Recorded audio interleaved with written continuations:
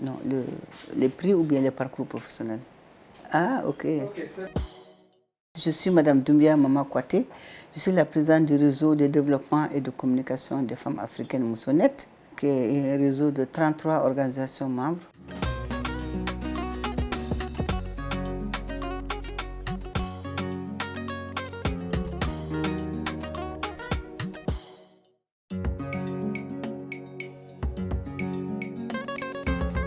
Je suis Madame Doumbia Mama Kouaté. Je suis la présidente du réseau de développement et de communication des femmes africaines Moussonet, qui est un réseau de 33 organisations membres au Mali. Je suis membre du comité mondial des femmes francophones de l'OIF. Je suis présidente du conseil d'administration du Fonds au profit des victimes de la Cour pénale internationale. Je suis diplômée professeure d'histoire et géographie. J'ai le diplôme de droit pénal international au niveau du réseau des défenseurs des droits humains africains. Ce qui m'a motivée à devenir femme leader, c'est cette conviction que j'ai de lutter contre l'injustice sociale. L'autre conviction que j'ai, c'est par rapport à toutes ces discriminations faites aux femmes et aux filles. Donc ça a été mon combat permanent.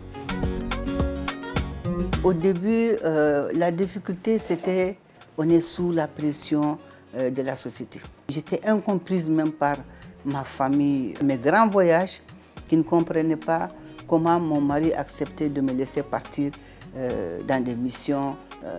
Ça a été très difficile. Pour concilier vie familiale et vie active, la première des choses, c'est que je me réveille entre 5h30 et 6h. Je fais mes prières et le soir, je dors un peu tard à rédiger les lettres. Je reste tard à préparer mes présentations. Les heures de travail, je n'aime pas aller faire du social. Je fais tout quand même pour rattraper ma place dans l'événement parce que ça fait partie aujourd'hui de nos valeurs sociétales. Je ne suis pas épanouie parce que franchement, je veux donner ce que j'ai. Mais je vois très peu de femmes qui en profitent, qui préfèrent bien au contraire me mettre les bâtons dans les roues. C'est là où je suis heureuse, épanouie, c'est par rapport au fonds au profit des victimes. J'ai donné de l'espoir à des femmes, à des victimes, à des enfants qui ont souffert dans leur chair et dans leur âme en RDC. J'ai donné la joie de vivre aujourd'hui à des femmes qui se trouvent en Centrafrique et j'ai donné la joie de vivre à des femmes qui se trouvent aujourd'hui dans le nord de l'Ouganda.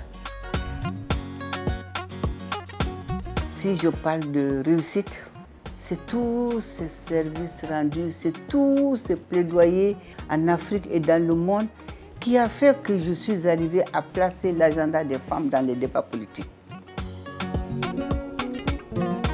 L'échec qui a fait que j'ai failli tout abandonner, ce manque de solidarité des femmes.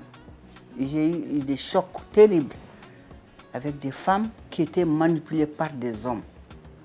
Et c'était dans la vie syndicale. Parce que dans des réunions, je venais avec des initiatives, je prenais des exemples. Et quand on débat un sujet, je ne veux pas qu'on s'arrête et qu'on aille sur d'autres sujets alors qu'on n'a pas terminé. Donc, en quelque sorte, j'étais dans une certaine imposition de principe. Et les hommes ont vu que franchement, je commençais à peser trop lourd. Et le second échec, c'était les pesanteurs sociales et culturelles au niveau de ma famille. Parce que c'était dû à une influence religieuse dans ma famille. Et ça s'est fait pendant qu'on était en train de faire le code de la famille. Quand je suis venue, j'ai pris le micro, j'ai parlé fort, j'ai développé une thèse et toute la salle a applaudi. Finalement, ils sont partis voir mon mari, mais elle est en train de pousser les gens contre la religion, etc. Mon mari, sans comprendre, il y a eu des problèmes entre nous. J'ai failli être divorcée à cause de cela.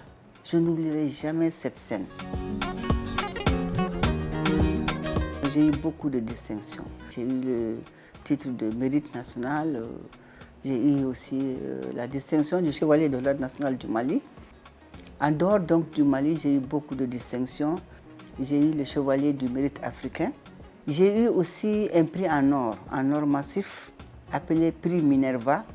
Et j'ai été primée en même temps que le Dalai Lama, qui a eu le platinium, et moi j'ai eu l'or. C'est vraiment, ça a été une grande satisfaction pour moi. Le premier appel que je donne aux femmes, c'est l'appel pour la solidarité. Si nous ne sommes pas solidaires, tout ce qu'on est en train de chercher, tout le leadership pour lequel nous sommes en train de nous battre, on ne pourra jamais l'atteindre.